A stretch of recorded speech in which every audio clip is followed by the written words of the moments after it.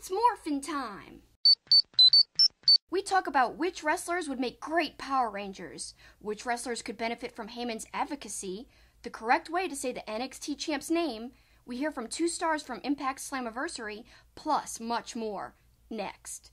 WrestlingInc.com brings you Two-Faced Wrestling Talk, the podcast that goes beyond WWE and goes in depth on ROH, NJPW, Impact, and more. Also featuring fun pop culture and wrestling crossovers, listener Q&As, and extended discussions about wrestling topics past, present, and future. Now, here's your host, Kelsi.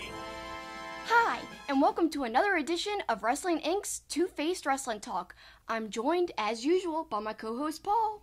Hey, Kelsi, and we want to remind everybody, if you want to be a part of the show, we have polls. We encourage you to ask us questions. Just be a part of the show at Two-Faced-Pod. That's TWOFACEDPOD. You can find us throughout social media and check out our website, twofacedpod.com. Yeah, that way you could find out where you can listen to us, all the platforms we're on with Wrestling Inc., and all of that good stuff. Speaking of good stuff, I've been putting the power to pick out my outfit, my wrestling t-shirt, which I have hundreds of, and I'm not exaggerating, I do have hundreds of wrestling t-shirts. And you want hundreds more. I do. Just last night I was saying, man, I want this one, I want that one. But if you want to vote and pick out which wrestling shirt I'm going to wear, I've been releasing polls on my Twitter. So Super Kicking It is where you can follow me, SuperKickingit. And this week, the winner is the All-In t-shirt logo. The choices were Mega Malonis, which is Brian Malonis' new t-shirt. It's a play on, Mega Millions. I thought it was really clever, so I bought that shirt. And my new NWA logo t-shirt, which I really like as well. That almost won. It had very, very close to the percentage of the All-In t-shirt. But, All-In fever's setting in. It's less than a month away, so that was the winner. Check me out on Twitter to vote in next week's poll. And I didn't have a poll to say which shirt I was going to wear. I just wore the Red Sox shirt to annoy all you Yankee fans this weekend. Go Red Sox. Whatever. We want to remind you about our friends at mybookie.ag. Great partners of the show. Of course, Raphael, who gives us wrestling odds, will be with us next week as SummerSlam is right around the corner, and he'll have the odds for that. But football season's also right around the corner. In fact, the Hall of Fame game kicking off this weekend. And mybookie.ag has a new promo code that will be good all season long, which is 100% up to $1,000. And that promo started this week, and you can use the promo code KICKIT. That's KICKIT. And you can be a part of mybookie.ag and bet on football, bet on wrestling, and help support the show. Yeah, that would mean a lot to us, and I think you'd have a lot of fun in the process. Speaking of fun, we like to have fun on our podcast, but I want to remind everybody, people take things really, really seriously sometimes when we're talking opinions. Somebody's like, oh, I might really disagree. If I'm saying about how I don't like something from a promotion, or I think one thing, or they might think another, it's all okay, guys. If you have a difference of opinion, that's okay. Sometimes people don't see eye to eye. They disagree. But what we always do is we're respectful of others' opinions. So if you guys disagree, that's okay. You can even tweet us about why you disagree, as long as it stays respectful. And, I just think it's fun to be critical, but critical in a constructive way. And that's kind of how we look at wrestling. So just keep that in mind, guys. I know sometimes some things we say might grate some people and they might disagree, but let's all just try to be friends and enjoy wrestling. Or if you disagree with us, you can go to hell.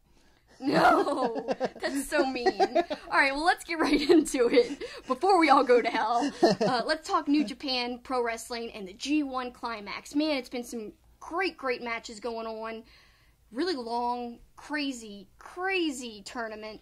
What do you think? Yeah, when we left off with you, we were 7 nights through things, and now as we record this at 5 p.m. Central Time on Thursday, did not get through the action from August 2nd, but we're through August 1st. Things are starting to separate a little bit, but the cream of the crop right now is Kenny Omega. He just got done with a fantastic victory over Zack Sabre Jr.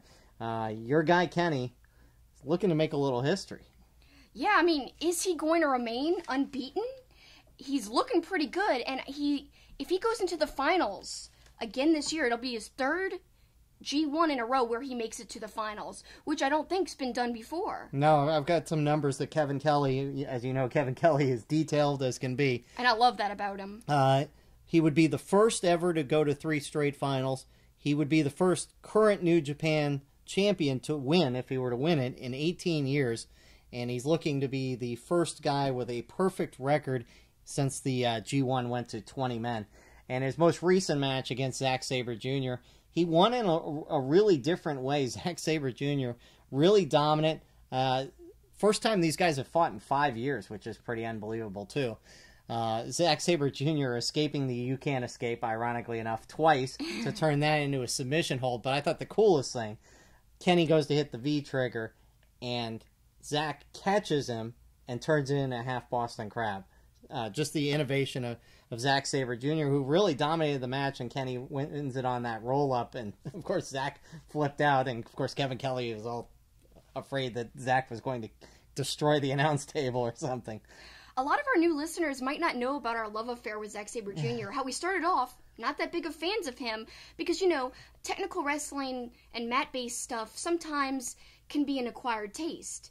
And at first, we didn't see, like, what the big fuss was all about. But then the more and more we watched him, especially in the New Japan Cup, he was so great in that. And his heel work has been amazing. Mm-hmm. Just since he's joined Suzuki Gun, it's really, I think, added depth to his character and to his wrestling, really. I think since then we've just liked him more and more, and then seeing him at the PWG show in California a couple months ago, that was awesome too. What have you thought about the firing squad and how they've wreaked havoc in this? I know the fans in Japan certainly not a fan of all the heel work and their interference, but I think they're playing their roles perfectly. Oh, I love it because it's something different. At first I was predicting that Tama Tonga would have a great performance in this G1 tournament, but it's actually been the opposite. He's been disqualified a lot, you know, losing points, doesn't have a very high total at all. But you know what? I think that's the way to go, because they're playing the heel faction perfectly. And it's kind of funny, they're doing their jobs really, really well because they're getting booed. Mm-hmm. And Rocky Romero pointed out that's kind of rare for a Japanese audience to boo people. But and they made a point of, I think it was Kevin Kelly that said, you know, it seems like they're more interested in wreaking havoc on the tournament, and that really has been the storyline. You know, Tonga Loa, if you didn't know better, you would think he was in the tournament because he spent so much time in the ring. So. Well, let's talk about that awesome intro rap he did for Tama Tonga, and I think that was against Zack Sabre Jr. That was so good. It all rhymed. It was awesome. And then, of course, the little jabs that Tama Tonga's been doing against Roman Reigns. Oh, my gosh. I mean, it started last week, but it's ramped up this week as well, and it just continues to go on and on. Beyond their Twitter feud, just whenever Tama Tonga's coming out, he's doing the fist pump thing. Yep, the little wrist cock thing, yeah. Yeah, it's ridiculous and great, and I love it. And I love how he did the wrist cock into a flip-off the other day. That was. And I love how he said, like, you know, yard? I don't care about your yard. What's a yard to the whole world? So he, like, you know, he got the whole world. He could do whatever he wants. I love that. Great, great, great heel work. One of the guys that's really stood out to me in this tournament, even though the wins haven't been there, Ishii. His matches have been great. The match against Naito, where they were just beating the heck out of each other, that was just an unbelievable match. And then the match against Ibushi is one of the matches of the tournament so far for me. I know you don't love Ibushi, but he's a great wrestler, and Ishii is one of my favorites of all time. So I love Ishii. Anything that he's involved with, to me, is gold. He had a great match against Zack Sabre Jr. in the tournament as well. I marked that one down in our notes with stars because I really, really enjoyed it. Great clash, because we've seen them meet up in tag matches when Zack Sabre Jr. is working with Suzuki. In fact, that was building up to the meetup between Suzuki and Ishii when they had their one-on-one match in Rev Pro. So leading up to that, Zack Sabre Jr. and Ishii had been on opposite sides a lot. But this is, like, you know, the first time in a while I've seen them in a singles match since we saw them in person during WrestleCon weekend. Right. Good stuff with them. I'm going to talk about Ibushi because he's had some moments of the match. We saw the one against Zack Sabre Jr. We talked about that last week. This week, the flipping off of the front of the stands, backflip, the cameras, it was so dark back there you couldn't even catch it, but it kind of added to the drama with the flash bulbs going off and all that. Ibushi's had himself a good showing, and he followed it up with a win against Goto. So Ibushi is there, but obviously he's going to have to go on a run to make that final match against Kenny Omega mean anything. You know what my favorite Ibushi moment is from the tournament? Yes, I know. When he lost against Yano. Yes. That was my favorite moment. Well, it was quite unexpected. Yes. That was cool. And I have to admit, a little of the Yano Naito match amused me the other night, from a couple nights ago, where Yano crawled under the ring and Naito was posing in the ring, and Yano came up behind him, and then Naito was the one that used the tape and taped Yano to the railing, and the 20 count was about to happen, and Yano brought the whole railing into the ring with him so he could break the count. I actually laughed, and that's rare for me for Yano. Suzuki started slow in this tournament, but he's on a roll fire, now. And he's winning matches with the thing that Callis always tells him not to finish the match with. Yeah, I know. Callis has always been like, no, don't let go of the sleeper, don't let go of the sleeper. And Callis always kind of paints the story on commentary that the Gotch pile driver is his weakness, because he always goes for it too soon when he could just end it with the sleeper hold. And yet, Suzuki's been winning with it, and against bigger guys, I like that. Like against Elgin, he won with that Gotch-style pile driver. I loved the way that looked. Very well done. Who else did he use the pile driver He's done on? it 3 straight matches now. He did it against Jay White, then the match you just talked about against Elgin, and then the match most recently against Evil. And that was surprised, too, because Evil was on a hot streak. Mm-hmm. He had a lot of points. He was tied with the leaders, and then now that Suzuki beat him, it's a different story. So we're heading into the final few matches of the G1. It's been good, and Jay White continues to torment the broadcasters. Yeah, it's like, is it his goal to mess up the broadcasting team and the broadcast, itself? Because it started in the US G1 special show, right? Where that was obviously an accident, but I think he's playing it up now. I think that's kind of like he's using it to his advantage. That's kind of part of his heel work now. I like it. Well, he knocked them literally off the air, or off the audio-wise at least, for a good part of the show 4 nights ago, and then he was doing it again in front of the announcers the other night. And Kevin Kelly's like, "Come on, get away from us!" Yeah. I love when Kevin Kelly says, "Come on, no." So good stuff, and we're heading into the final week. Yeah, and keep up with us, like I said, on Twitter. Not to reiterate this too much, but we're going to be doing some live stuff after the G1 finals and semifinals. 1, I'll probably be tweeting about it, and 2, I think I'm going to do some kind of video reaction. Yep, and that will be, we'll remind you of that again next week as well. Let's turn our attention to WWE, and the big storyline is Lesnar and Heyman. Are they on their way to a breakup, Kelsi? I think so. It's the beginning of the end of the advocate-client relationship, I think. And, it's about time. I think other wrestlers could benefit from Heyman's experience, from his vocal aptitude. I think, a lot of different wrestlers have the potential to benefit from being paired with him. But who's it going to be? Who do you think could benefit? Well, I'll even go back to something we talked about on the podcast months ago. I think he'd be great with Asuka, but that was more when she was dominating. Mm-hmm. But because, her English has gotten better, but, she could totally benefit from a Paul Heyman. I'd like to see him with a couple of people, to be honest. I'd like to see him with maybe one man and one woman even. Yeah, I'd love Ronda Rousey, possibly. I think that would be a good pair up for sure. People are saying probably Roman Reigns. I don't want to see that. But maybe it's the only way to get him over with the crowd. I don't know. Do you think that would really work? Well, look, they've tried everything else to try and get Roman over, and maybe this would be it. I don't think so though. But it will be interesting to see if he gets involved at SummerSlam, which obviously we'll talk about more next week. But you wonder if he's going to inadvertently cause or purposely cause Brock Lesnar to lose. I think he could. Yeah. I think that's a real possibility. I'm actually excited about the matchup in terms of storyline. It's a match we've seen so many times, but this Paul Heyman, element makes it a little different, at least. It almost reminds me of that awesome CM Punk Brock Lesnar match from a few years ago that I love, and a lot of that story from that match centered around Paul Heyman. And that's one of my favorite matches of all time because of the involvement of Heyman. So again, this could really elevate this whole feud, because it could be stale otherwise. I gotta be honest, there wasn't much else from Raw that really stood out to me. There were a couple good matches, but nothing great. But let's shift to SmackDown and the continuing feud between Randy Orton and Jeff Hardy, and where Shinsuke fits into this. And Orton comes down to ringside again, tells Shinsuke to finish off Hardy, and then proceeds to beat the heck out of Hardy. I don't know if they're setting up a triple threat there. That'll be interesting to see, or if it'll just be a one-on-one between Hardy and Orton. But I will say this.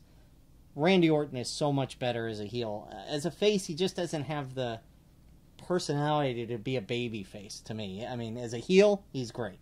I feel like he can do both. I don't exactly 100% agree with you. I feel like as a babyface, he can work. He's a very versatile guy in terms of character work.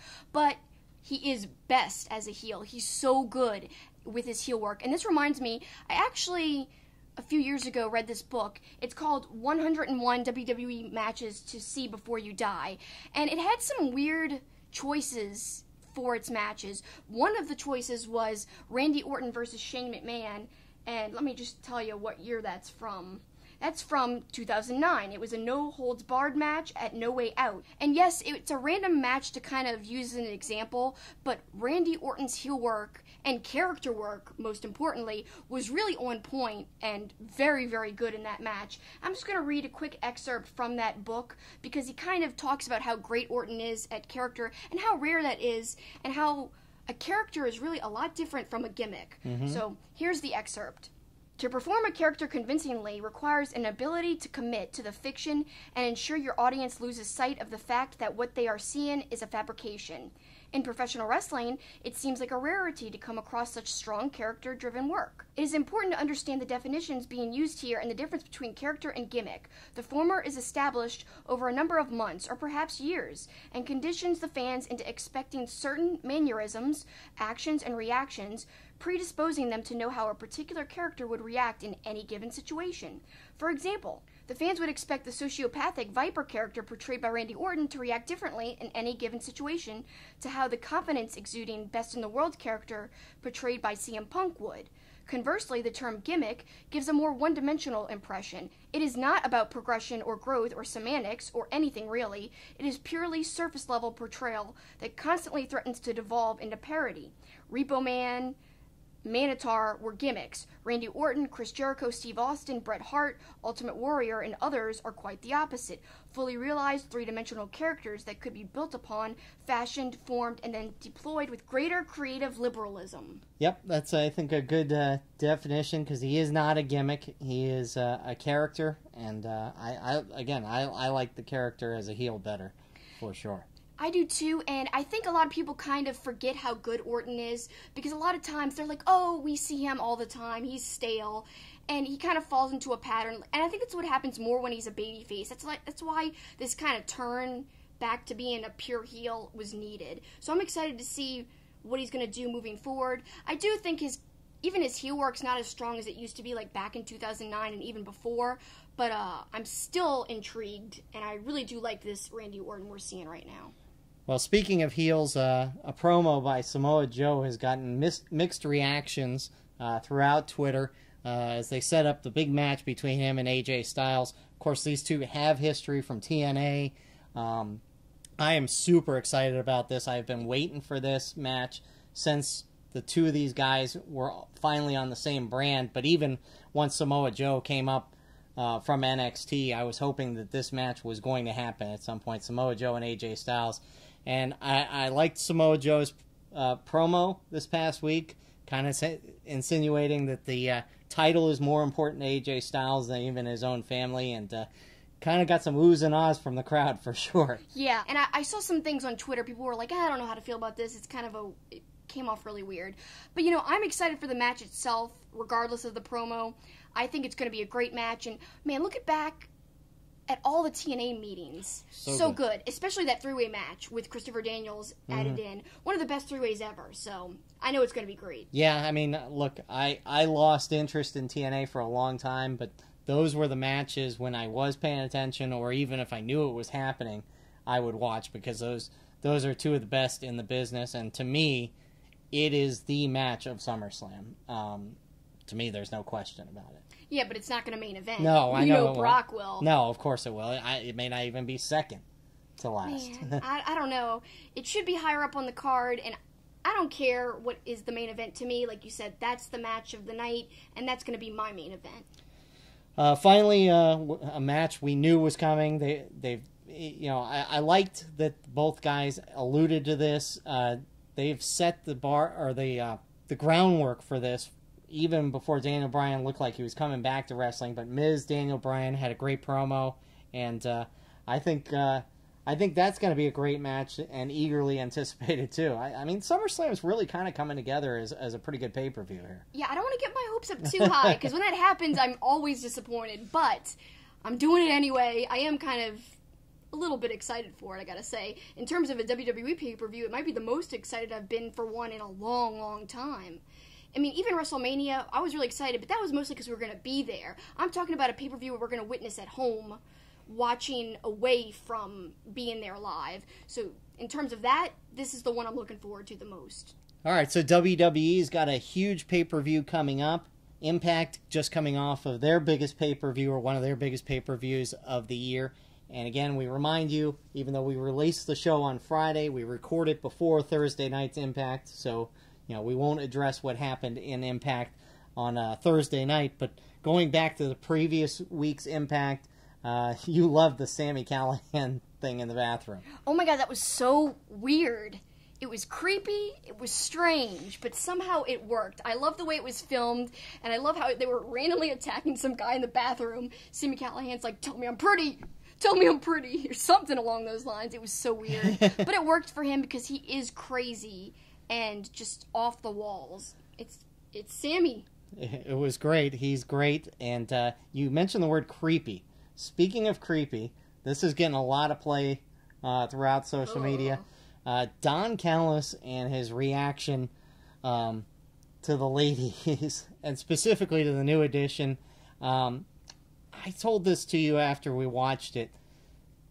I think he's trying to kind of be Jerry Lawler-esque, about the ladies, which brings up a whole nother argument of, what we've talked about in the past, like last week with Evolution. Are we making them into sex symbols, or are we making them into wrestlers? Mm-hmm. But Lawler did it kind of in a goofy, funny, like puppies and all that stuff, Yeah. Whereas Callis is coming across like a stalker. It's just... Or just like really creepy. Yeah. It's, like, oh yeah, like let's go. Yeah. It's odd. It's weird. No, it is really weird, and I know because when you said that it creeped you out, like I knew it was weird. Yeah. No, it's... Look, I just thought... just the way he talks is just... I don't know. It just is stalker-esque. And knowing that he's the boss of them, like in actuality, that's a little weird too. But I will address this. So on his podcast, Killing the Town, which is one of my favorite podcasts ever, he talks about how he doesn't know why there was such negative reaction. And at first, he kept seeing like all the live positive reaction when it was actually happening. He was on Twitter and keeping up with everything. He thought it went off really well. Then, come to find out a little bit after, he checks and it's all this negative stuff, like what the heck? This is painting women in a really weird way. And Callis is like, oh, I thought it was like a positive thing. Like, she could dress however she wants. If she wants to look this good, she'll do it. She doesn't need a man to tell her how to dress. So he thought it was like a positive spin on it, and that she's running with it, and she's doing a great job with it. So he's defending it on his podcast. And if you want to see the transcription of some of the podcasts, go to WrestlingInc.com. They've got an article about it with some quotes. Or you could listen to Killing the Town. Either way, check out how he defends it. I could see his point in a way, but I don't know. I just don't know. It seems weird. And actually, people were questioning, is this kind of like an answer to the WWE Evolution pay-per-view? Like, is he trying to do the opposite, just to be the opposite? He addressed that on the podcast as well and said no. He doesn't even watch WWE. He's too busy. Well, if he doesn't watch it, he's got somebody watching it. I guess. I don't buy, I've told you this on podcasts before, I've been around professional athletes and coaches for 25 years. When they say they don't watch things, they're lying most of the time. They are, at the very least, aware of what is going on. And let me just say, we just said a whole bunch of critical things about Impact, but overall, I have been enjoying the way the product has been turning a corner. I do think they're making strides, regardless of this whole random new addition to the Knockouts, and regardless of some of the other, corny things they do, like the stand-ups with Matthews and Callis. Regardless of all that, I really do like what they're doing. And Slammiversary was great, as we addressed last week. I really did like it. The matches were awesome. And one of the matches that happened on Slammiversary was Cage versus Slidell.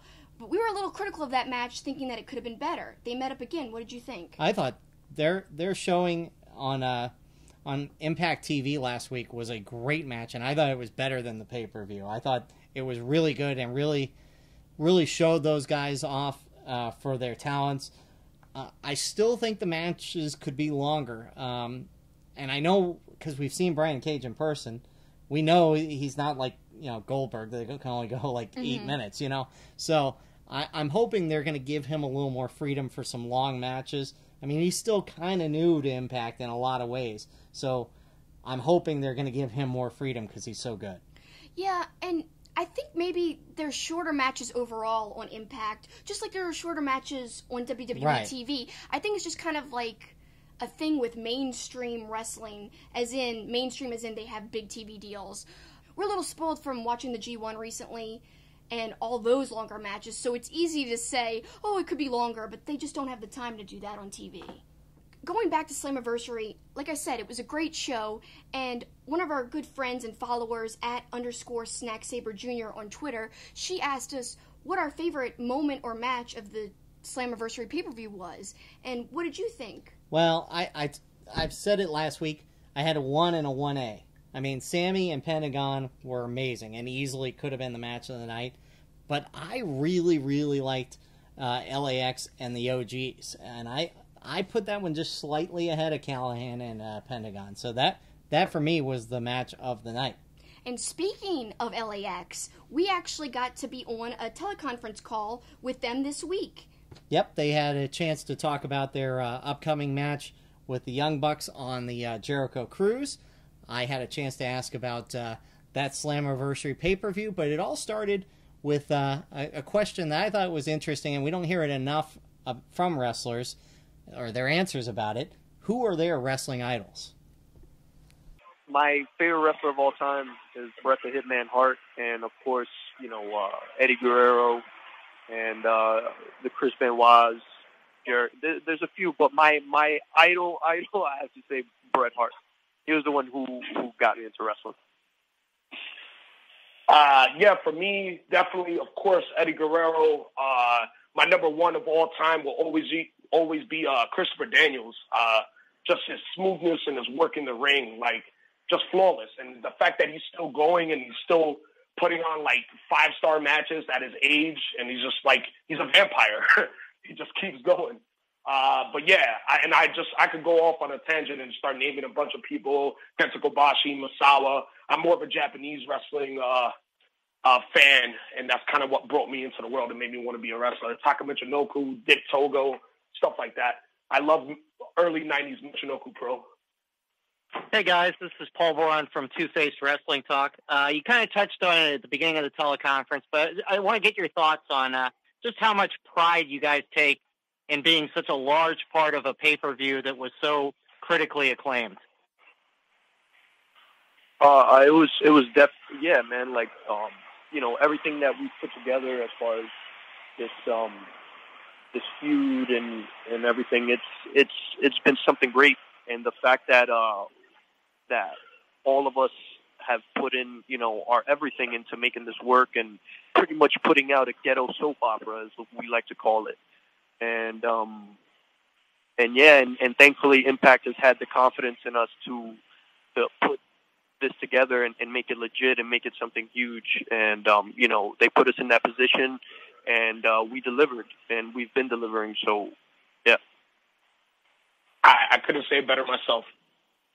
Let's talk about your match against the Young Bucks on the Jericho Cruise. How much does this match mean to you?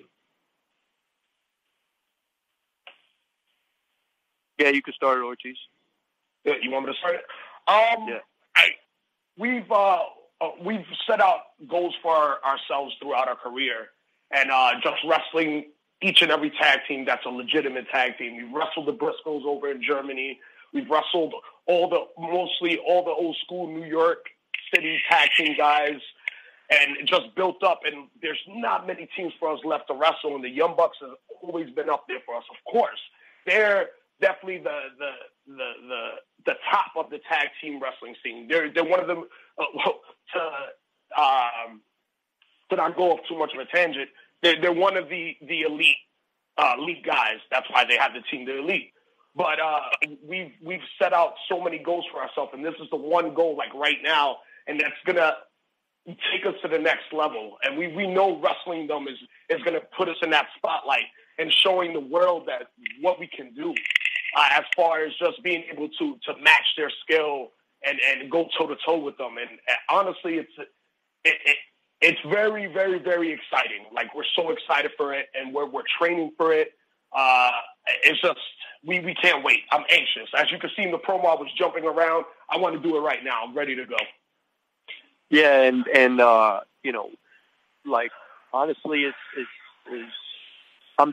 so many people have wanted this match to happen years ago, and I'm so glad that it didn't, and I'm really glad that it's happening now, where you know, the both teams are at the top of their game, and we're, you know, putting out some of the best stuff, and yeah, it's two of the best tag teams in the world.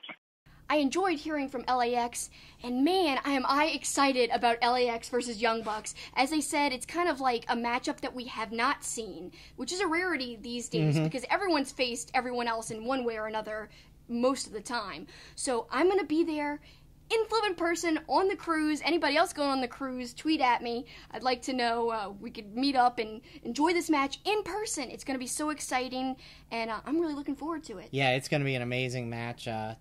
Two of the best tag teams in the world right now. Yep, and speaking of the Young Bucks, All In, as we kind of said before, is basically less than a month away now. I'm really excited about that. You and I are going to be at StarCast on Podcast Row. That's on Saturday, the day of All In. Really, really excited. And the new NWA video on YouTube. Check them out on YouTube. In that video, we still see that Cody and Aldis are still going to have that match, which I'm very excited about. I'm still glad we're going to see them meet up. It would have been a whole different thing if Flip had, won that match against Aldis, and it would have been Flip versus Cody. That would have been interesting, but I kind of like this whole story of Aldis. He's been getting better in terms of more people know about him, so he's become more interesting in that sense. And another cool thing that happened in this latest NWA video is the premiere of the song All In, which is done by the same band who does Cody Rhodes' theme song. I'm really, really liking this song. It was just a teaser of the song, so go check it out. NWA on YouTube. It's a great song, very catchy. Yeah, by the band Downstate, and like you said, they do Cody Rhodes' entrance music, which is really good as well. I think they've done a WWE theme song as well. I just can't remember which one. Let's wrap up our headlines with the most recent edition of NXT, and they're setting the groundwork for the TakeOver Brooklyn, which is shaping up to be a great show. Mustache Mountain going to invoke their rematch clause against the Undisputed Era. The first two matches in that series have been great, so can't wait for that. Kairi Sane is going to take on Shayna Baszler. That's a rematch of the Mae Young Classic final. And also this week, in a Mae Young Classic rematch, Baszler took on Candice LeRae. Great match. Great work by Baszler, really working the arm of Candice LeRae, and then beating LeRae at the end, and Kairi Sane coming out to the rescue. We'll talk about this more next week, but and we talked about Baszler last week. She's on a roll right now. Yeah, in fact, we said last week she's one of the scariest heels in WWE as a whole. Not just female wrestlers, not just in NXT, but the whole WWE roster. She's very believable. I'm loving what she's doing in NXT right now as the champ. Perfect decision, I think, to put the belt on her, because although she might not have started off as a big name down there, she's really made her mark in her character work, and she just gets better and better, and I think it's really grooming her to be somebody important when she does finally move up to the main roster. And another thing I'm very excited about is Keith Lee. He's debuting next week. He's one of my favorite wrestlers ever. Bask in his glory. I have one of his shirts, by the way. You could vote. Maybe I'll wear that in a future episode. He's one of my favorites. And we may have to insert the phone video of you. Oh, yeah. From PWG when he was battling Chucky T literally right next to you. Yeah, there's a picture where they're like, it's a little blurry, but it shows them both right in front of me. Because literally, Keith Lee had Chucky T on his shoulder. I was right in front of him. Beers were spilling everywhere, and Keith Lee just goes, "Move!" And I was like, oh gosh. I moved out of the way, but it was so great. I don't really think I have video of that, but I definitely have a blurry picture. I've got a mental image of the whole thing, and I still remember the bartenders reacting to all the action going on right in front of them. If you hear that PWG is a one-of-a-kind experience, it's not an exaggeration. It's completely true. It was so much fun. Check it out. If you ever have the chance to go to a show, go. Also on this week's NXT, setting up EC3 versus Dream, Ricochet versus Adam Cole at the pay-per-view. Those both seem to be great matches. And it ended with Tommaso Ciampa on the mic. And notice I said Ciampa. Yep, because guess what? We found out the correct way to say it because Ciampa, apparently, he tweeted about the pronunciation. Very strange timing. 8 hours after our podcast dropped, approximately, give or take, he tweeted out, for all you ignorant podcasters out there and journalists, it's pronounced Champ-a. So there you go. He confirmed it for us. I think he might also be extenuating the fact that he is the champ, and so that's the pronunciation, Champ-a. His mic segment was great. Best part of it, though, was when he climbed out of the ring and got right in front of the old lady with the infamous, when she gave him the thumbs down boo, when he was doing the mic segment a few months ago, leading up to the Gargano. She's so cute. He went right up to her and taunted her with the belt. I thought that was great. And Gargano came into the ring as Aleister Black's music hit. He came running down, and then Aleister Black ends up kicking Gargano and saying, you're the reason that Ciampa won the belt. So interesting to see what ends up happening there. Could be a triple threat, maybe? I don't know. It's going to be a great weekend of wrestling with TakeOver and SummerSlam. I'm pretty excited, like I said before. It's going to be a great weekend.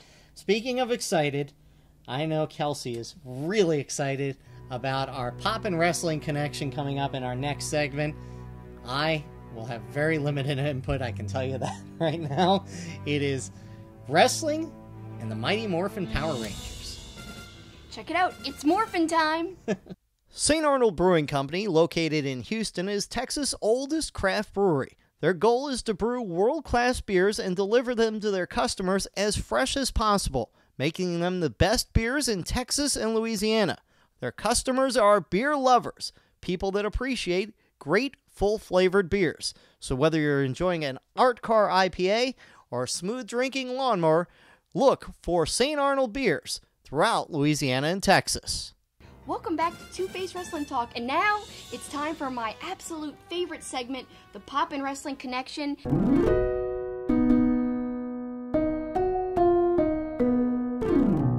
And this week, as Paul said a little bit ago, it's Mighty Morphin Power Rangers themed, and that is my childhood.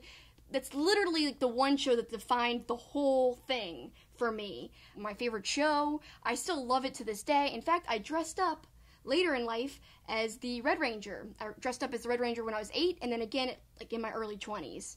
And I made the costume. It was a very cute version of the Red Ranger. You say this is your favorite segment. It's my favorite segment when when I know what I'm talking about, and this would not be the case. Although I think I have a good answer on your question, though. You do, because somehow ignorance is bliss, and it makes you apparently a genius. Yes. So, I don't know. My ignorance led to brilliance. It did. It really, really did. Wait till you hear his answer. But first, our scenario is, the original Mighty Morphin Power Rangers have retired. Zordon chooses wrestlers to replace them. Who does he choose to replace the Rangers? Which colors and why? All right. And so we're going to start with at Drunk on Tacos, which may be one of my favorite Twitter handles ever. He goes red, AJ Styles. White, green with Seth Rollins, yellow with Bayley, pink with Asuka, black with Kofi Kingston, and blue with Xavier Woods. There's going to be a similar theme threading through some of these answers with the Blue Ranger. We'll see who says what, but his picks really, they make a lot of sense. AJ Styles, of course, because he's a leader. Seth Rollins, because he could be a face or a heel. The other ones are pretty self-explanatory. I think they were pretty good picks. Our next question comes from @GoodBadWrestle. Every Power Ranger is someone from 205, as I don't watch that either. So you're not alone. Someone else has never seen the Power Rangers, and they don't watch 205 Live. Well, that has to be Graham. Well, let's put it this way. I watch 205 Live, but I've never seen a second of Mighty Morphin Power Rangers. So, our next one is from @metal_2006. Red, Adam Cole, because of his leadership of Bullet Club and Undisputed Era. Blue, Bailey. She started off kind of nerdy, but has transformed into a strong competitor. Black, Kenny Omega. He's a clever, quick-witted, and uses strength and agility. Pink, Allie from Impact. Their fighting style fits perfect. Yellow, Chelsea Green, Laurel Van Ness. Saber-Tooth Tigers are strong, but also can become crazy. And green-white, Finn Balor, because of the different personalities he has. I like that split personality one, because for those of us who haven't seen the show, the Green Ranger starts off as like a bad guy, then he turns to a good guy later. He's under like the spell of Rita, who's like the head bad guy of the show. And when I say for those of us who don't know, I really mean you. Yes. So, I don't know anything about a Green Ranger, but I did like the Green Lantern as a kid. Well, Green Lantern's pretty cool, so you get a pass on that. At least that's kind of cool. All right, so our next answer comes from Good Guy Dave. He has a very cool scenario that I enjoyed. The original Power Rangers are retiring and Zordon needs replacements. A wrestling convention has come to Angel Grove, and wrestlers from around the world have come to sell merch and compete. Zordon, in his wisdom, looks at this as the perfect opportunity for an upgrade after the whiny teenagers with attitude. He wants brutes with ruthless aggression instead. He gives strict instructions to Alpha 5 to teleport 5 different wrestlers to the command center. The Red Ranger is Will Ospreay. His heart of gold, his never say die attitude, his will to keep moving forward makes him a natural leader. The Black Ranger is ACH. For such a large man, his agility, quickness, and ability to think quickly made him an easy pick for the Black Ranger. The Blue Ranger is Marty Skrull, whose quick wits and intelligence makes him the best fit for the position. The Yellow Ranger would be Kairi Sane, because of her elbow drop is the very definition of fearless. The Pink Ranger would be Peyton Royce for 2 reasons. You need someone a bit vain, and for Kairi to look good next to. All of these wrestlers gather and wonder what's going on, since they were just in the convention moments ago. Zordon explains the situation, gives them their power coins and morphers, and tells them to look at the viewing globe. There, they see the Sixth Ranger, who they don't know is a brainwashed Daniel Bryan, and he's causing havoc in Angel Grove. The Rangers leave to stop the evil Green Ranger. I love this scenario, so well thought out, so many actual references to the show. Really, really great job, Dave. I love that answer. Our next one is from @PCH Nilbog. His answers: red is Tetsuya Naito, because he's a natural-born leader. Blue is Rusev, because of all the Power Rangers missions are on Rusev Day. Pink is going to be Jordan Grace, since she's the absolute best woman in wrestling today. Yellow is Pentagon Jr., because every team needs a good arm breaker. Green is Sami Callihan, because he swings a bat like Barry Bonds. And black is Tessa Blanchard, because she is my absolute favorite wrestler on Impact. Great choices there, and I'll tell you that actually I wanted to pick Naito as my Red Ranger, so you stole my Red Ranger, and I like to do different answers, so because of that, I didn't pick Naito, but that was a great choice for the Red Ranger, who, by the way, is my favorite Ranger out of all the Power Rangers. Everyone loved the green/white Ranger Tommy. Me, I always thought Jason was the true, real leader. Yeah, me too. Yeah, right, whatever. Whatever. So next answer comes from The Mad Attack @The Mad Attack UK. And you know what? He's a big fan of Mighty Morphin Power Rangers, so he was super excited to give me his answer, and I can't wait to read it to you guys. He says, okay, here's my picks for the MMPR team. It's Morphin Time. Red Ranger has to be an awesome leader, so I'm picking the man who led the WWE locker room for decades, The Undertaker. Pink Ranger, a stereotypical spoiled brat, has to be Carmella. Blue Ranger, a scientist or a techie, so I'm picking someone who's always able to put on a technical masterclass in the ring, Kurt Angle. Yellow Ranger, a profound martial artist, Ronda Rousey. Black Ranger, someone who can dance and is very popular, so I'm picking Rikishi. Such great answers so far. And lastly, the Green Ranger has to be someone who started as evil and turned to the side of good. Could go for Seth Rollins or Chris Jericho, but my pick for the Green Ranger, someone who started as a heel and went on to be the face and treated in the same vein by their fan bases as Tommy Oliver, it has to be John Cena, Doctor of Thugonomics to the leader of the Cena Nation. Very, very good picks. In fact, that's got to be close to my favorite answer, tied with Dave's. All right. Next one is from @ZACSHI130. He picks Bailey for the Yellow Ranger, Xavier Woods for blue, Allie from Impact in the pink, Jay Lethal for red, Seth Rollins for green, and Kenny King for black. Yellow is lovable, blue is smart, pink is a cutie, red is the leader, green is badass, and black is the ladies' man. I think his red pick is the best. Jay Lethal is such a good choice. Obviously a great leader over in Ring of Honor, and I love that choice. All right, so now, Paul, you get to answer. All right, so obviously I think we've established I know nothing about this. All I know is their colors of their uniforms, so that's how I made my choices, by the colors of what they wear. All right, so here are my choices, and again, strictly by color of their uniforms. Red, obviously, Kane, the big red monster. Why not? Yellow, Goldust. Green, stand back. There's a hurricane coming through. Or what's up with that? Whichever line you'd like to use.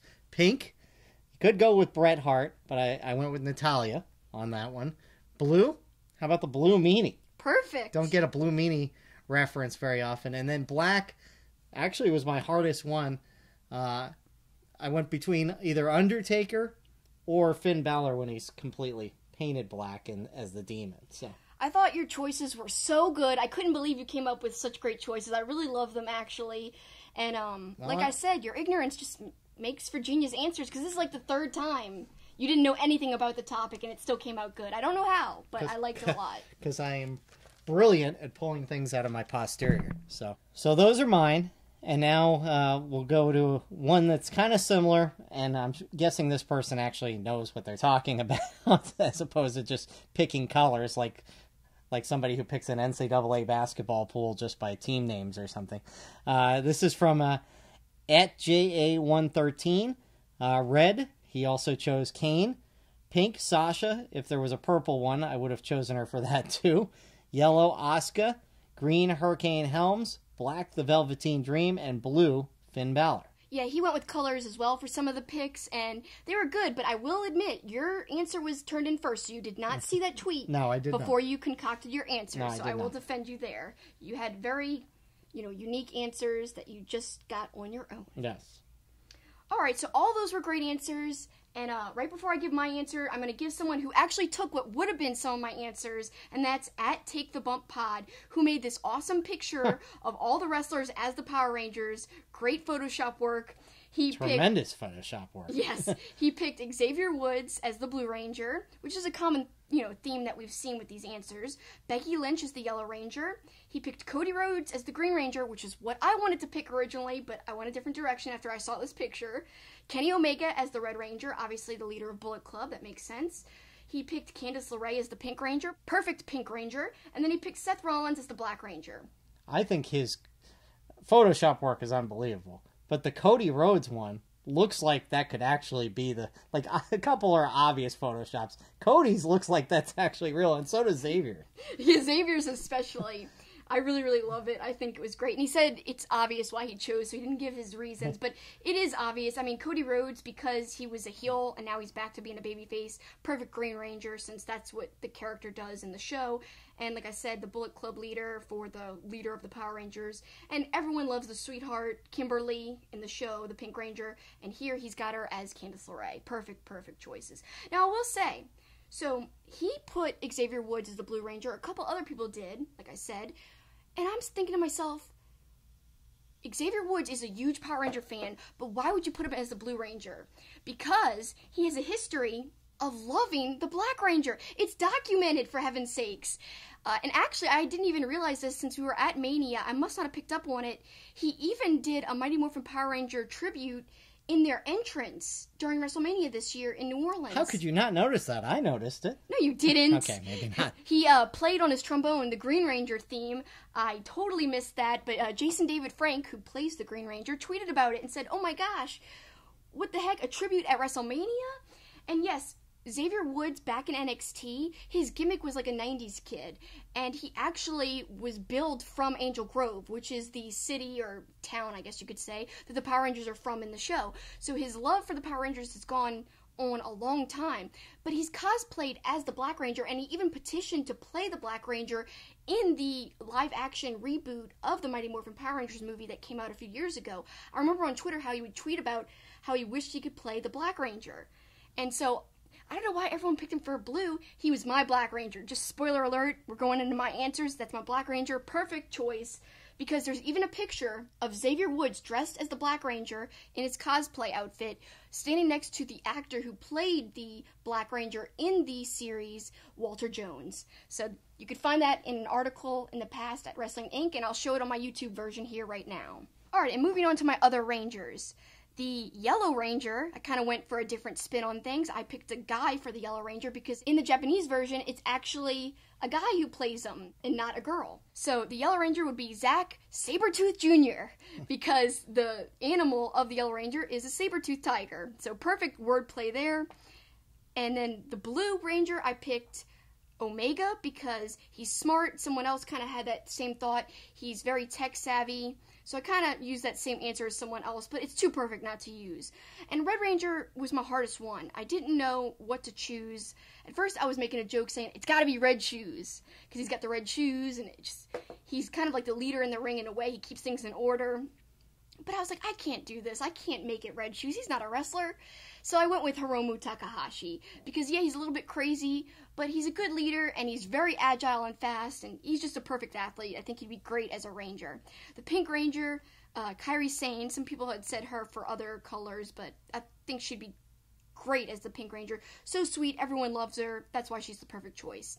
My Green and White Ranger would be Chris Jericho, because he could be a heel or face perfectly, and I actually picked a lot of other characters for the show instead of just the Rangers. Zordon, because he's bald, I picked Kurt Angle.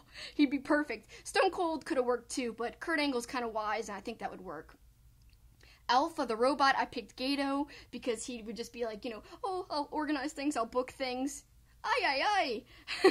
Bulk and Skull, I picked Silas and Beer City Bruiser, or it could have been Kevin Owens and Sami Zayn. Big guy, little guy, obnoxious heels, perfect choices, I think. At Take the Bump Pod said, loved your Power Ranger question this week, so it got me thinking. Power Rangers gotta fight monsters, right? So what monster-fied heels would the Wrestle Rangers fight? Jay White, I made him Lord Zed because he's been dressing in all red lately. Obviously, he's a very evil villain right now, just like Lord Zed. Suzuki would be Goldar, and actually if you check out View from the Top Rope at View from Top Rope on Twitter, one of their latest podcast episodes, they answered this question, and my good friend Diesel, BTF, he definitely chose a funny choice for Goldar. He chose the Golden Lover, Kota Ibushi, the Golden Star.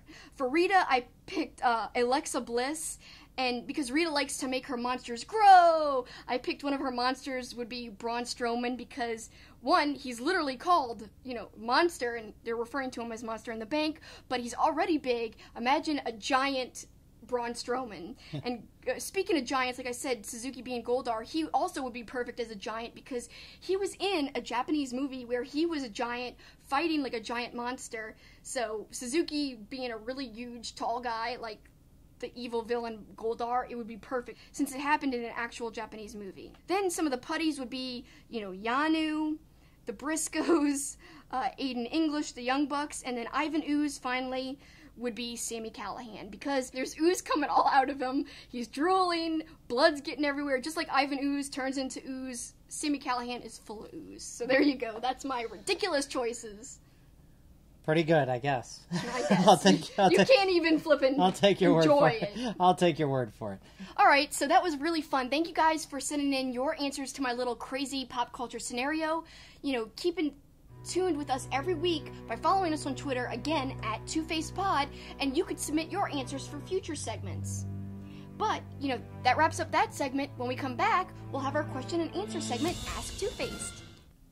Our awesome wrestling logo is by artist Eric Hodson. You could check him out at erichodson.storeenvy.com, where he has tons of other wrestling artwork. He really is an incredible artist. His Twitter handle is at Dreaded Dinosaur, which is named after his comic series, The Dreaded Dinosaur Man, which you can find on webtoons.com. Just search for The Dreaded Dinosaur Man, and you can read it for free. Thanks, Eric. We really love your logo. Welcome back to Two-Faced Wrestling Talk, and we once again want to thank our sponsor, St. Arnold Brewing, out of Houston, Texas, and a reminder that their new beer garden tasting room is now open right across the street from the brewery. It is a spectacular structure. If you just go on Twitter or on their website or Facebook, great pictures of what you can expect. The new room is open. It's going to be a lot of fun and bring a lot of visitors. So if you're going to Houston anytime soon, make sure you check it out. Otherwise, if you're in Louisiana or Texas, make sure you get yourself a cold St. Arnold beer at your favorite bar or grocery store. Yep. We've enjoyed many a St. Arnold on our podcast here, and I'm sure there's many more in our future to come. I would say so, yes. Yeah, check them out. I really can't say enough good things about their beers. And now, we want to thank you guys for sending in your questions. There have been some really good ones this week. Again, I want to remind you one last time, if you want to send in questions, do so at TwoFacedPod on Twitter, TWOFACEDPOD. Every week I send out a tweet calling for questions, so you could just respond to that, or you can DM us on there, or you could use the hashtag AskTwoFaced, and that's Two-Faced, it has a D on the end. And obviously, we want to remind you, we can't get to everybody's questions. We try to either include you in the pop culture segment or the question segment. We don't want to omit anybody, but obviously as our listenership grows, it's going to require some editing once in a while. So don't take it personally if you're not in the show every week. And again, I'm still going to try to release some videos where I answer a lot of the omitted questions. I didn't do them from last week yet, but I'm going to do a longer video where I just have a whole bunch of omitted questions where I answer. So stay tuned to Super Kickin' It on Twitter for that. All right, let's start with the questions. And we'll start with at Burt Macklin 11. What has been your favorite wrestling pay-per-view so far this year? Oh man, easy. Dominion for me. That was such a good show. I mean, Wrestle Kingdom was great as well, and that was at the very beginning of the year. I thought nothing could beat that show. But when you compare Wrestle Kingdom 12, which was the one I'm talking about, to last year's of 11, I really thought 11 was really great too, and almost just a little bit better, I think. So when Dominion came along, I thought it kind of even was better than Wrestle Kingdom, and it was the best show, in my opinion, that I've seen this year. I'm going to say that, and maybe I'm biased because I was there, I'm going to say Supercard of Honor. I thought was a great show. And going back to WrestleMania week when we had the discussion of how people say one or the other, whether it's NXT or Ring of Honor, I'm sure if I was at TakeOver that night, I'd have felt the same way because they were both so good. But since I was at Supercard of Honor, I think that was the best pay-per-view I've seen this year. Slammiversary was pretty good. So there have been some good ones, and obviously the two you mentioned were great as well. You know, it's funny that you picked Supercard of Honor because there's a lot of people online saying that, it was a disappointment. Even people who went who said it wasn't as good as they thought it would be. I don't know how they thought that. I really enjoyed myself. And yeah, I know there's that whole NXT TakeOver versus Supercard of Honor debate, but like we were talking about earlier, differences of opinions, they're bound to happen and it's okay. But I really like Supercard, and obviously you did too if that was your pick. So, next question. At Dave Pazeski says, and this is kind of like a very controversial thing that's been in the news. James Gunn, director of the Guardians of the Galaxy movies, got fired from Disney because of awful tweets that were unearthed from years prior. The exact same thing has now happened to WWE superstars, and I can tell you who he's talking about. It's Ty Dillinger and Cedric Alexander, and it's making its rounds online. What do you think of this practice, and what should happen to the wrestlers? Well, I'm going to go several different directions on this. First of all, obviously nobody is condoning any of the things that were said. All right? So right there, let's start with that. But secondly, if you don't watch the Jim Jeffries show on Comedy Central, check out his episode this week because he addresses the James Gunn issue and just outrage on Twitter, and I think he capsulized it probably best. I think if you went into anybody's history on anything, not just on Twitter, just growing up as kids, growing up as teenagers, I think anybody could find something objectionable. Now, some of this stuff is objectionable. There's no doubt about it. I mean, and look, Ty Dillinger knows it's bad. These baseball players that have all had to come out and apologize, they know it's bad. They're not saying there's nothing wrong with what I said. Right. That'd be a different story if they were saying that. Like, defending it, saying, oh, it was just a joke, calm down. But they're apologizing. I think it's at least good that they're doing that. Yeah, and look, Jim Jeffries, again, check it out on Comedy Central, because I knew we were going to talk about this week, and it was funny because he talked about it, and he said it too.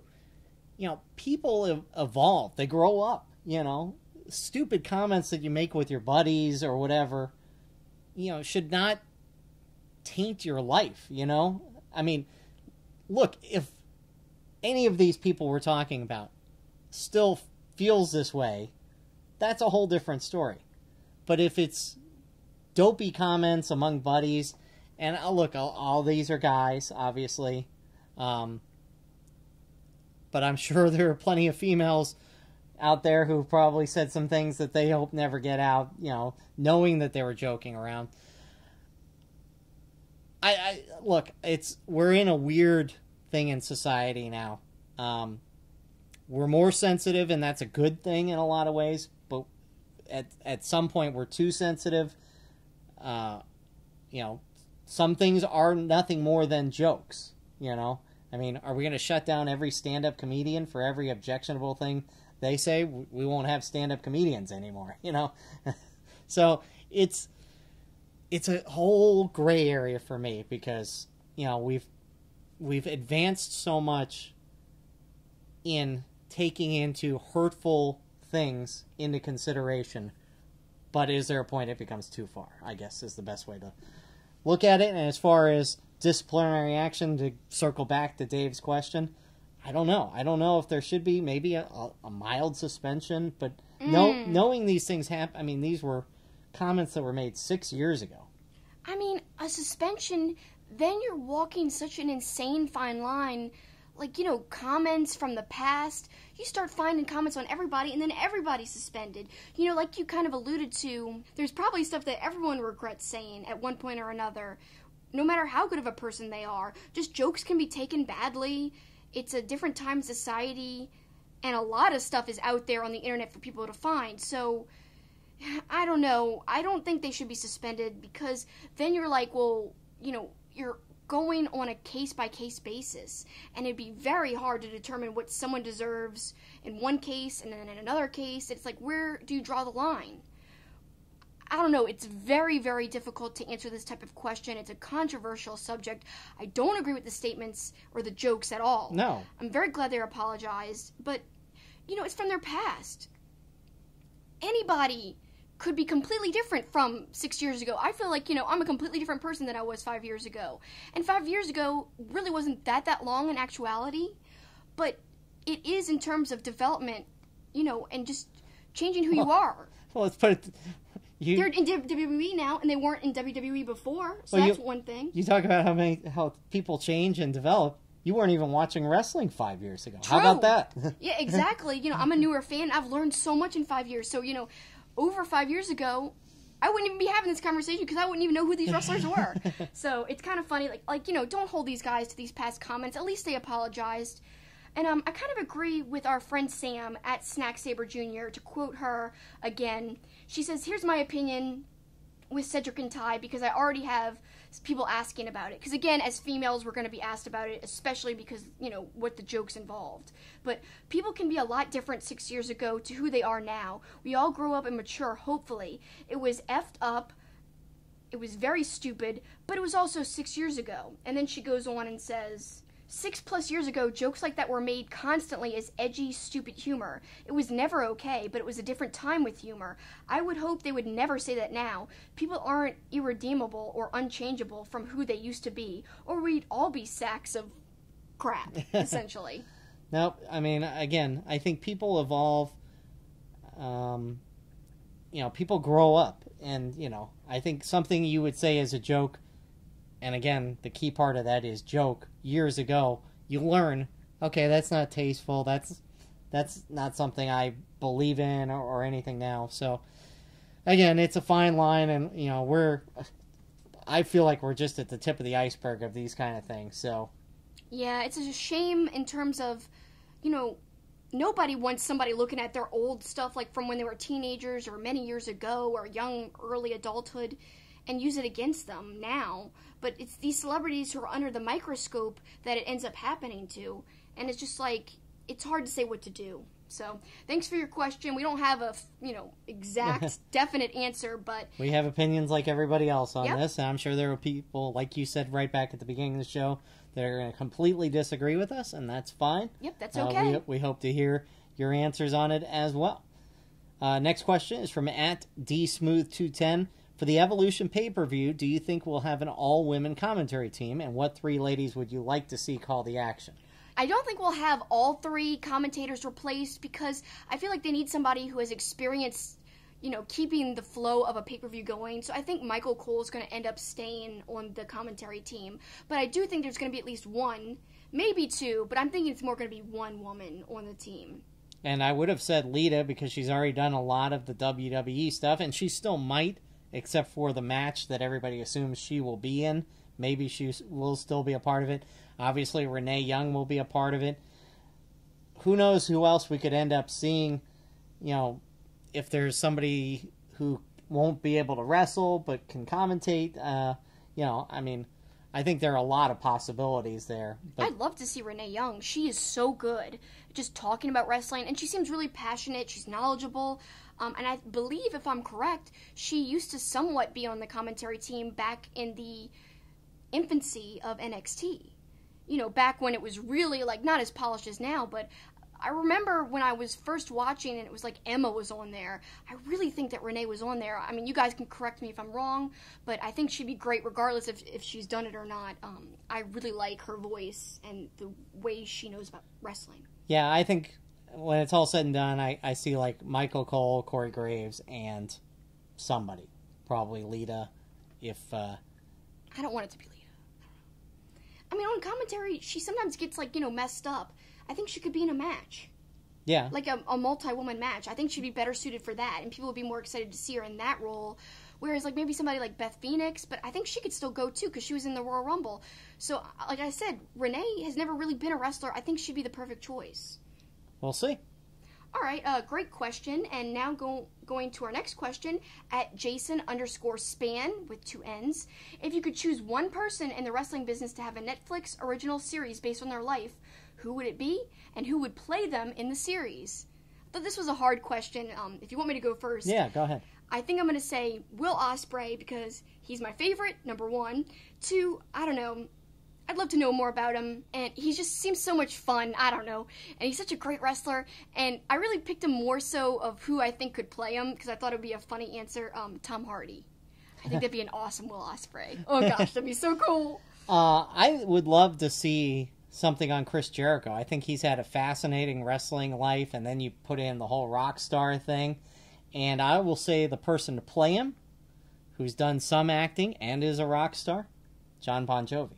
Oh my God, yeah, because Chris Jericho looks like John Bon Jovi with the haircut right now, too. People say that all the time, when they're talking to Jericho on his podcast. I know he said in the past, people always, they're calling me I'm, Bon Jovi or something. And so he makes fun of that, and that's such a perfect choice. That would be great. And again, I just pulled that one out of my posterior as well. So. Whatever. The brilliance of Paul Boran. Whatever. Don't get a swollen head or anything. It's swollen, but... Well, I think if we were going to pick somebody who wasn't a wrestler, Vince McMahon would be an interesting person to look at his life. And going back to the whole Jericho thing, on one of the recent episodes of his podcast, Talk is Jericho, he was saying about, books and how he's written his best-selling book about his life and his wrestling journey and a whole bunch of other stuff. He said, man, he thinks Vince would write a great book, and have so many great stories to tell, but Vince is always like, no, I'll never write a book. So, who would play Vince McMahon? I don't know. Who would play him? Who is like a lording... Conor McGregor could do the walk, but he couldn't do the roll. Well, why don't you tweet us? Who could play Vince McMahon? That would be a good answer. Yeah, we want to know. Yeah, give us some answers on who would be a good Vince McMahon in a movie. Because I can't come up with somebody, but I'm sure somebody can come up with a really good answer. You know that guy who says, I forgot his name, let's get ready to rumble? Yeah. The announcer? Michael Buffer? You think he could play a good one? He kind of looks like him. Yeah, but you want somebody who has that personality. Just because that guy utters one line and kind of... No, not because of the line, the look. Kind of. Anybody could act like somebody else. I guess. Tom Hardy's nothing like Will Ospreay. I want a real Hollywood actor to be Vince McMahon. All right, let's give us your choices, please. Yes, we need to know. And just tweet us at Two Face Pod and throw in your answer. All right, so another question from Jason Spann: what are some things you two like to watch other than wrestling? And just to show that we're not all just about wrestling. I mean, I love horror movies. I love 90s cartoons. So we're well-rounded people, hence why we have a pop culture and wrestling segment. Well, for me, right off the bat, sports. Yeah, sports. I'm a Red Sox fan, I'm a Bruins fan, I'm a Celtics fan. Now I'm a Bruins fan, too, and a Celtics fan.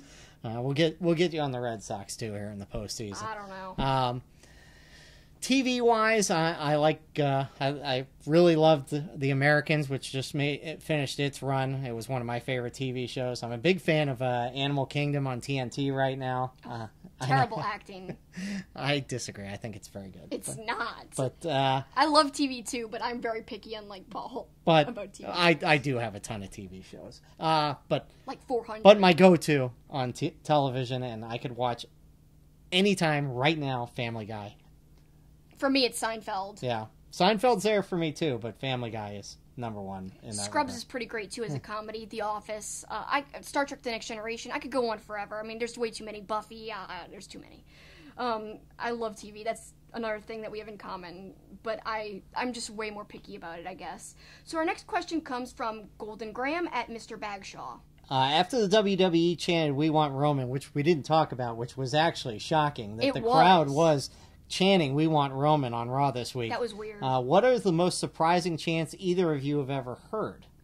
I know you're going to probably have to think a moment before you answer, but I actually was surprised when we were at, I think it was Raw After Mania. I can't remember where it was, but Elias getting the audience to chant, "We are scumbags." We are scumbags. Yeah. Yes, how'd you know? That was great. I was like, okay, he's so over that he's getting the audience to admit that they're scumbags. That, to me, is gold, and that's why I think that's the most surprising chant. Well, I mean, you saying that just made me think of being at the Raw after WrestleMania when the John Cena Sucks song went throughout the crowd. That was big. The whole crowd singing the Bray Wyatt song, "He's Got the Whole World." That was pretty good. That was organic, too. That just happened. I love that. Which is, some of the best chants do come after that. I will say, I was surprised, and this goes back to a question last week, when Jinder Mahal won the title, there were, and I know we say this chant is overused, which fell into our chant thing, but people were actually chanting "You deserve it" to Jinder Mahal. And I was shocked by that because, again, as I said last week, like 6 months later, he was a jobber, basically. And then 6 months earlier, yeah. Yeah, and then suddenly he's the champ.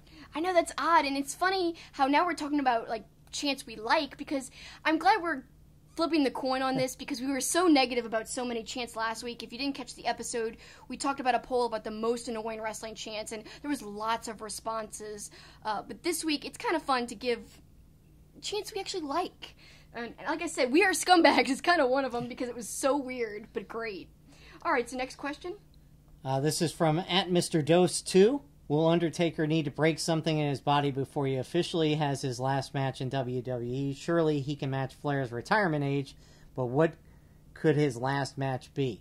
It's hard to say because, man, I really wished he would have retired after facing, Brock Lesnar Or if you didn't want that, maybe he could have had an actual real match against Cena this past WrestleMania instead of that crazy weird match that was so short and odd. It was a sham, yeah. Right, it was a dream match, and yet they failed to deliver. I know he's older, but I don't know.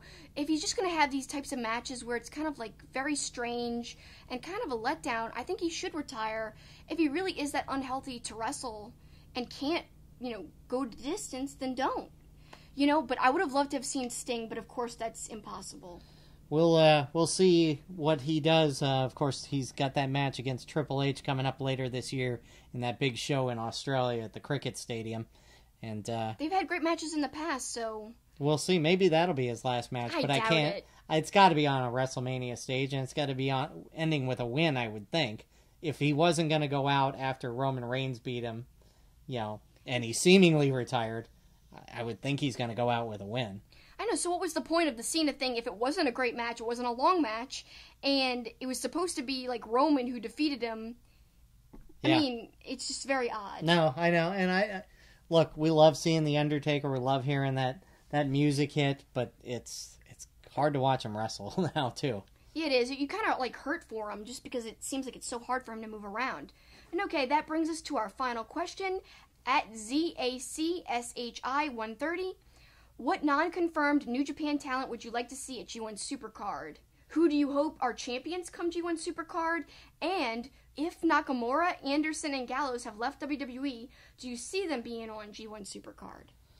All right, well, we're both in agreement on the first question. Suzuki. Yes. The second question for me, I would, want Suzuki to be champion. Yeah. I mean, IC champion, probably. I'd love to see him get the IC belt back, but that's impossible, probably, because, who knows what's going to happen with Jericho. He isn't going to be able to defend that title for a long time, and he's probably going to have a rematch with Naito. So, even though, they don't necessarily do rematches, but I don't know who else he's going to face. I don't think Evil is a high enough, kind of like a high enough caliber match to do. Right. So, I don't know. What do you think? Who would you like to see as champion? Well, I mean, Suzuki. I'd like to, whether he's a champion or not, I hope Ospreay is on the show one way or the other. Oh, I'm sure he will be. And we'll see. We'll see how the... there's a lot of champions that can change hands here in the next few months before that happens. And then finally, I don't think any of those guys are leaving. It wouldn't surprise me if Anderson and Gallows left just because they're being underutilized in WWE, but they don't seem unhappy. No. So I don't think they're going to leave. No. They're making good money, they're comfortable. I don't think they're going to leave. But if any of those three had left WWE and gone back to New Japan, they would definitely be on that show, I think. Oh yeah, of course, if they had left. I can't wait for G1 Supercard. Tickets go on sale in less than a week for Honor Club members and a little bit longer for the general public. So look out for that. Stay tuned to ROHWrestling.com. Man, I'm almost more excited about that than WrestleMania. But again, WrestleMania, there's nothing on the table yet. We don't know what it's going to be, but we could probably speculate a little bit more about G1, but either way, I know it's going to be awesome. Thank you guys so much for your questions. As always, we enjoy hearing from you. We enjoy answering your questions. And if you have opinions on what you want us to talk about or other questions to submit, again, one last final plug, tweet at us at TwoFacedPod on Twitter. And reminder, who could play Vince McMahon? Yeah, we need to know. I really have no earthly idea at all. I have no ideas. Yeah, I'll probably come up with some by the time we read it. Yeah, when I'm editing, I'll probably be like, oh, we should have said him or her. I don't know who her would be, but that would be interesting. There's been females playing male roles. Maybe that's the only way it could happen. Could be. Anyway. All right. Well, it's time to close out the show and send them home.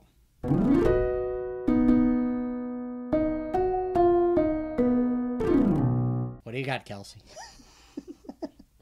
So, I want to remind everybody, if you're not looking at this video on YouTube, if you're listening, go to Wrestling Inc.'s YouTube channel and subscribe, because I'll be doing some interesting videos for them in the future, including a Reigns and Brock Lesnar ranking video where I rank their matches, because they've had quite a few matches against each other in the recent past. I'll be ranking them from worst to best. So stay tuned for that. Plus, we'll have other ranking and list videos on there.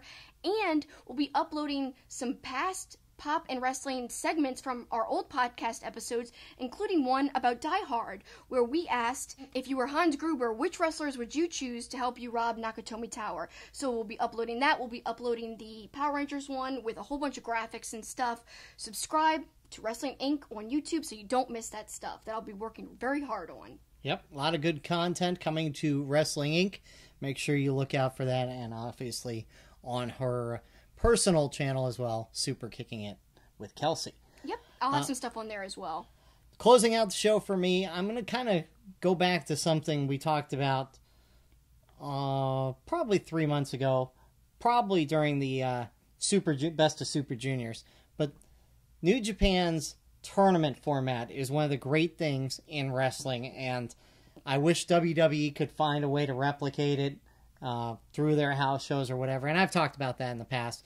But the angle I want to take is something we talked about watching the shows this week, that every match feels like it has a significance. That even Yoshihashi or Yano, who you know are not going to win the tournament, they still bring something to the table. They still bring something where you think they might actually win. And Yoshihashi's a perfect example. His last 2 matches, you know he's not going to win the tournament. But his match against Okada was incredible. And his most recent match against Tanahashi, he dominated the entire match. It was much like the Suzuki match against Tanahashi, where Tanahashi just kind of stole it almost late. But you believed Yoshihashi was going to win. You know Yano was going to pull an upset. He already upset Ibushi. He may upset somebody else. And that's some of the brilliance of the G1 and Best of Super Juniors. But G1 especially because it's such a bigger tournament. There's so many wrestlers. And upsets are going to happen much like, you know, any other real sport where upsets could happen. And I think that's part of the brilliance of the G1. And that's why it's worth watching night after night, because you really don't know how somebody big might fall. I mean, Kenny Omega still has to face Yano, I think. I think so, yeah. And you know what? I'm really actually excited, and it's kind of funny to say that you're excited to stay up really late in the middle of the night to watch wrestling, but it's always a fun experience, and I am planning to stay up for the finals. So the G1 is such a good tournament, and it's worth staying up for, and it's worth watching an insane amount of wrestling for, because it's not just thrown together matches like we're all used to seeing on some mainstream television wrestling shows, but... What could you be referring to? I don't know, but it's really great quality, and I think that's what sets it apart from anything else going on in wrestling. Yeah, it's fun, and we still have several more nights of it to enjoy, so looking forward to it. Yep, definitely. Great closing out the show, Paul. And we want to say thank you guys for watching or listening. We appreciate it, and please stay tuned for next week, because we'll be coming to you every Friday. Thanks so much. That's the finish.